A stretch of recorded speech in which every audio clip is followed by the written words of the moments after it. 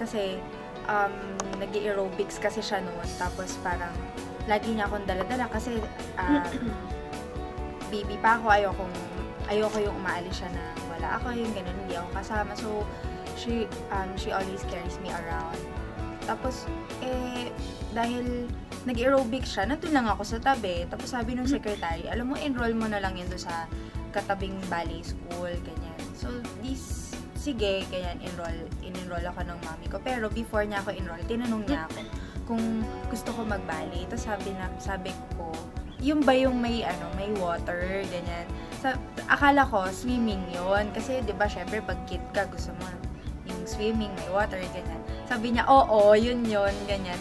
Tapos, enroll naman niya ako, ganyan. Tapos, pagpasok ko, oh my God, ballet pala to, gano'n. Ito pala yung ballet.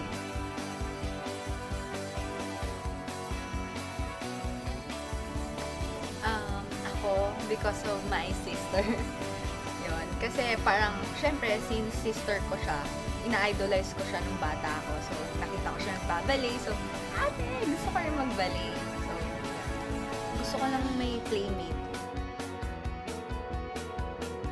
Ako kasi ang ang outlet ko pagka hindi ako nagsasayaw is to bond with my friends or just talk to them. Para lang ma-feel ko lang na normal pa rin ako. Kasi kung hindi, nakaka-burnout kasi yun yung mini-make sure ko parate.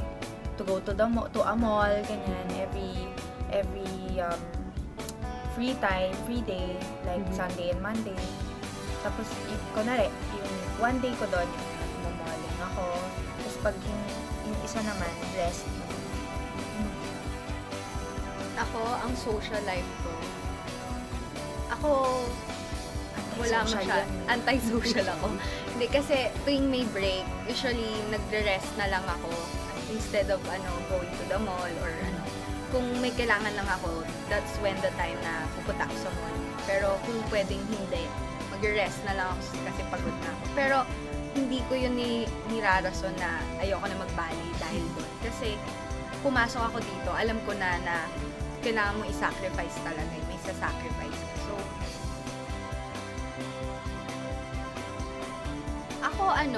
ako kasi medyo chubby ako.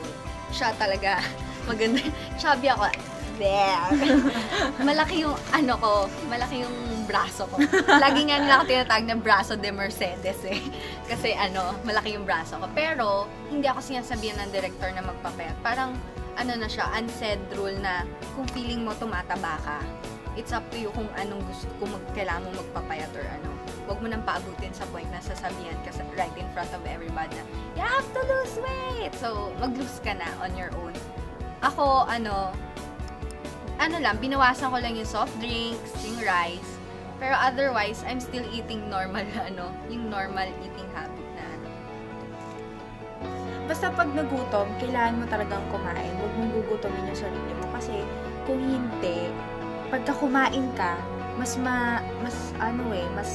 bigla kang lulobo. Kasi sanay yung tiyan mo nung walang laman. Tapos biglang kakain ka, kahit one subo lang, nakaka-apekto yon. So, dapat kapag nagutom ka, just eat yung sakto lang.